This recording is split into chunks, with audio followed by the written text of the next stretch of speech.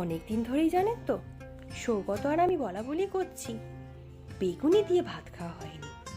আর বেগুনি ভাতের সাথে ডালটা তো মাস্ট। তো আজকে সকালে ফ্রিজ খুলে দেখলাম মাছ তো সব শেষ, কিন্তু কাতলা মাছের এই দুটো বড় বড় মাথা পড়ে আছে। তো ভাবলাম মাছের মাথা যখন আছে আর ডাল যখন করতেই হবে, তাহলে আজকে মাছের মাথা দিয়ে ডাল হোক। আর মাছের মাথা দিয়ে ডালের সাথে বেগুনি বেশ জমে যাবে। আর সেই জন্যই সবার আগে মাছের মাথাটাকে নুন আর হলুদ দিয়ে ভালো করে মাখিয়ে রেখে দিলাম। কাতলা মাছের মাথা বলে বেশ বড় দেখুন।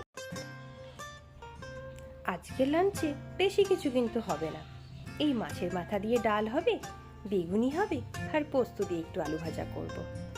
মাছের মাথা তো ম্যারিনেট করতে রেখেই দিলাম। এবার নিয়ে নেবো মুগ ডাল, ওই 1 কাপের মতো নিলাম। আমি জানেন তো, মুগ ডাল যখনই কিনে আনি একটু শুকনো কড়াইতে নেড়ে রাখি, মানে ভেজে রাখি বলতে পারেন, যাতে রান্না করার সময় আর ভাজতে না হয়। তো সেই জন্যই মুগ ডালটাকে ভালো করে ধুতে নিয়ে নিলাম। ডালে তো প্রচণ্ড ধুলো থাকে, সবাই তো জানেন। দেখুন জলটা দেখুন কীরকম সাদা হয়ে গেল, আর ডালগুলো পরিষ্কার হয়ে গেল। এবার ভালো করে ধোয়া হয়ে গেছে, এবার জলটাকে ফেলে দেব। জানেন তো, এই মাছের মাথা দিয়ে ডাল বাঙালিদের একটা পুরনো রেসিপি। যে কোনো বিয়ে বাড়ি, অনুষ্ঠান বাড়িতে এটা কিন্তু হয়েই থাকে জানেন তো। আর আমাদের বাড়িতেও না অনেক দিন কিন্তু হয়নি, লাস্ট কবে হয়েছে মনেও পড়ছে না।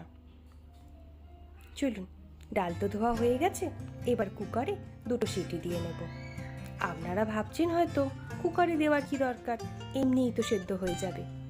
ঠিকই ধরেছেন। আমি কুকারে কেন দিচ্ছি জানেন? কারণ আমরা জানেন তো ডালটা একটু গলা গলা পছন্দ করি, আর এমনি সেদ্ধ করলে অতটা গলবে না, আর কুকারে দিলে চটপট হয়েও যাবে। তো সেই জন্য ডালটা কুকারে দিয়ে একটু জল দিয়ে নুন হলুদ দিয়ে দিলাম।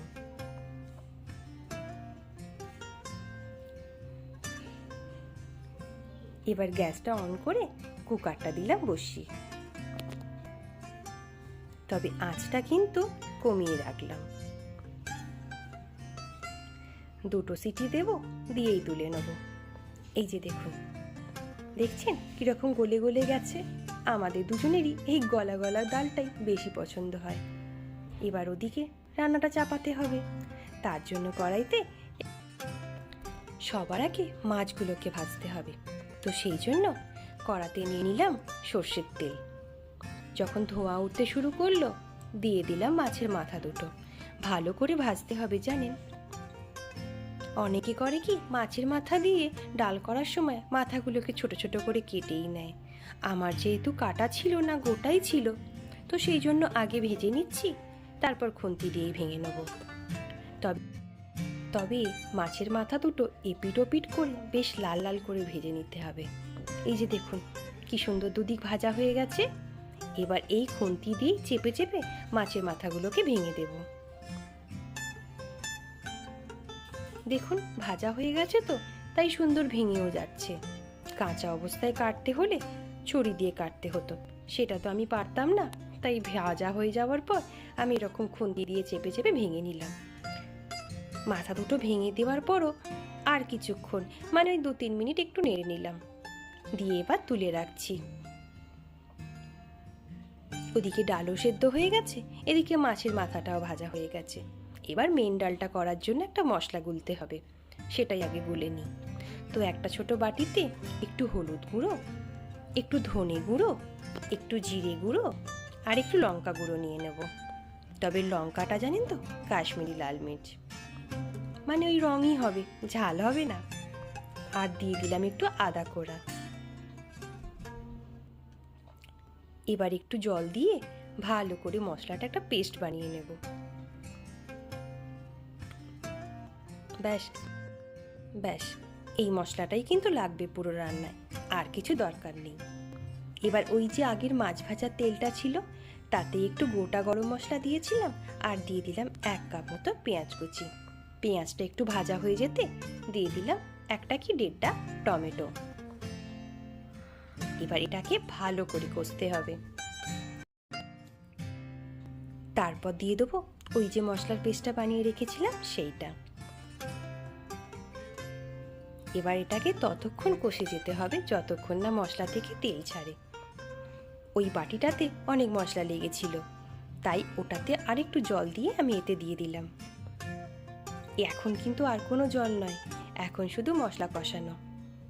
আমার বাড়িতে তো বাচ্চা আছে, তাই লঙ্কাগুলোকে চিড়ে দিলাম না, গোটা গোটা দুটো লঙ্কা দিয়ে দিলাম। এই যে দেখুন কি সুন্দর মশলা থেকে তেল ছাড়তে শুরু করে দিয়েছে। এবার দিয়ে দেবো ওই ভাঙা মাথাটা দেওয়ার পরও কিছুক্ষণ কষবো জানেন তো, যাতে মাছের মাথার মধ্যে ভালো করে মশলাগুলো ঢুকে যেতে পারে। এরকম একটু নাড়ার পর দিয়ে দিলাম একটু গরম জল। মশলাটা ধরে যাচ্ছিল তো, তাই একটু জল দিতে হলো। ব্যাস, মাথা দিয়ে মশলা করা তো রেডি। এবার দিয়ে দেবো ডালটা।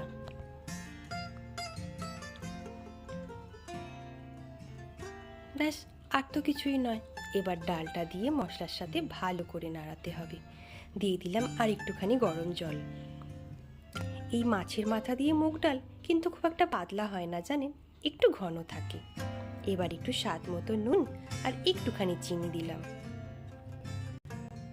এবার শুধু ফুটতে দিতে হবে।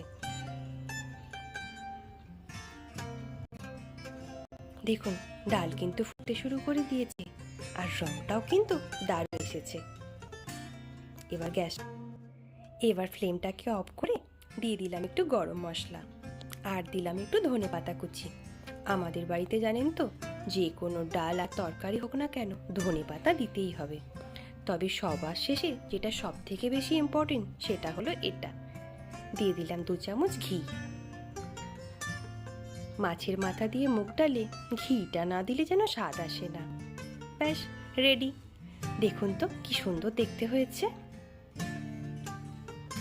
আজকে দুপুরের লাঞ্চটা সত্যি জমে যাবে আমাদের।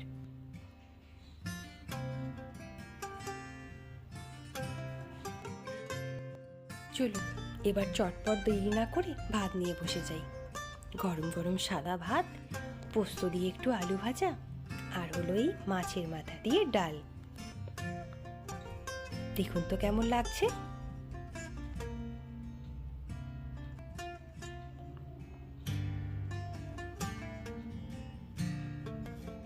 আর এই যে বেগুনি, যে জিনিসটার জন্য আজকে ডালটা হলো। আজকের এই বাঙালি স্পেশাল মাছের মাথা দিয়ে মুগের ডাল কেমন লাগলো অবশ্যই জানাবেন কিন্তু। চলুন এবার চটপট দেরি না করে আমরা পেট পুজোটা সেরে নিই।